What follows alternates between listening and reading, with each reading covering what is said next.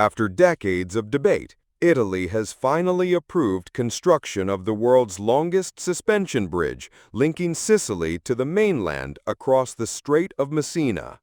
The $15.5 billion project has been revived and canceled many times over the past half-century, but this time it has the green light.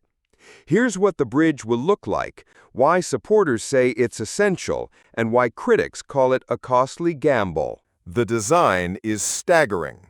The main suspended span will stretch 3.3 kilometers, just over 2 miles, eclipsing Turkey's Çanakkale Bridge by more than a kilometer. Two steel towers, each 399 meters tall, will anchor a deck wide enough for 6 traffic lanes and 2 railway lines. At full capacity, the crossing could handle 6,000 vehicles an hour and 200 trains a day. Preliminary work is slated for late 2025, major construction for 2026, with completion targeted between 2032 and 2033. Supporters, led by Transport Minister Matteo Salvini, described the bridge as a revolution for southern Italy. They predict up to 120,000 jobs a year during construction and a lasting boost to the struggling economies of Sicily and Calabria. Travel times would plummet. A ferry trip that can exceed an hour would become a 10-minute drive, and train journeys could be cut by more than 2 hours.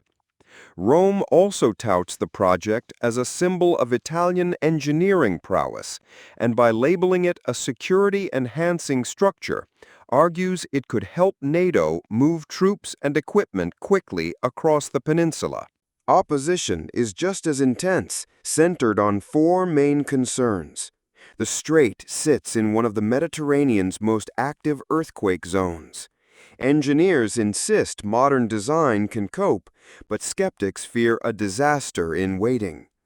Campaigners warn that construction could damage fragile marine ecosystems and disrupt key bird migration routes.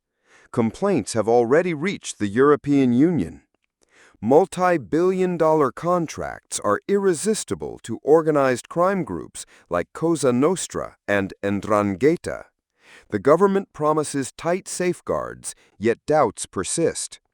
Critics label the $15.5 billion price tag a colossal waste, arguing the money should repair dilapidated roads, railways, and hospitals in the south.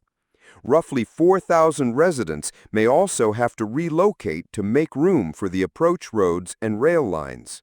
Government clearance is a big step, but not the final one. The plan still needs sign-off from Italy's audit court and environmental regulators, and it faces likely court challenges from opposition groups. The dream of driving straight from mainland Italy to Sicily has never been closer, yet the battle over whether it should happen is far from over.